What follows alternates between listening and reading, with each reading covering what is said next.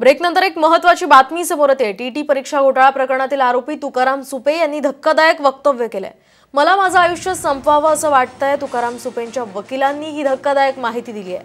तर मला टार्गेट केलं जात असून यामुळे मला आत्महत्या करावीशी वाटतेय असं सुद्धा तुकाराम सुपेंनी आपल्या वकिलाकडे म्हटलंय। अटकेत असलेल्या सुपेच्या कुटुंबातील लोकांना सुद्धा आता आरोपी करणार असल्याची पुणे पोलिसांची तयारी आहे। मी तपासात संपूर्ण सहकार्य करतोय, मात्र पोलीस खोलपर्यंत तपास करणार का असा सवालही तुपेंनी विचारलाय। मला बळीचा बकरा केला जात असून यामध्ये अजून काही लोक आहेत। 2017 मध्ये ज्या कंपन्या होत्या त्यांनाच काम दिल्याचा सुपेचा दावा आहे। तर 2017ला या कंपन्यांना कुणी आणलं याचा तपास झाला तर सगळं स्पष्ट होईल असंही तुपेंनी म्हटलंय।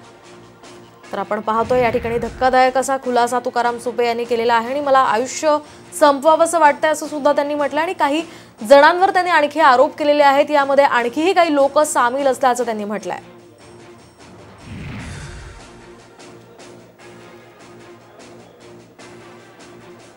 तर आपण पाहतोय टीटी परीक्षा घोटाळा प्रकरणी अटकेत असलेला तुकाराम सुपे यानं हा धक्कादायक खुलासा केलेला आहे आणि ज्या कंपन्यांना आधी हे कॉन्ट्रॅक्ट दिलं गेलं होतं त्याच कंपन्यांना पुन्हा एकदा हे कॉन्ट्रॅक्ट दिलं गेलं ज्या काळ्या यादीत होत्या आणि ते कॉन्ट्रॅक्ट्स नेमकं कोणी दिलंय त्याचा तपास करावा, त्यानंतर सगळं स्पष्ट होईल असं तुकाराम सुपे यांनी सांगितलंय। त्यामुळे आता यामध्ये कोण कोण सहभागी आहे, कोण कोण अजून यामध्ये असू शकतं ही शक्यता आता दाट झालेली आहे। पोलिसांना आतापर्यंत दिलेली माहिती याच्या मुळापर्यंत जर पोलीस गेले तर निश्चित प्रकारे बऱ्याचशा गोष्टी बाहेर येऊ शकतात असं सुपेंनी सांगितलं।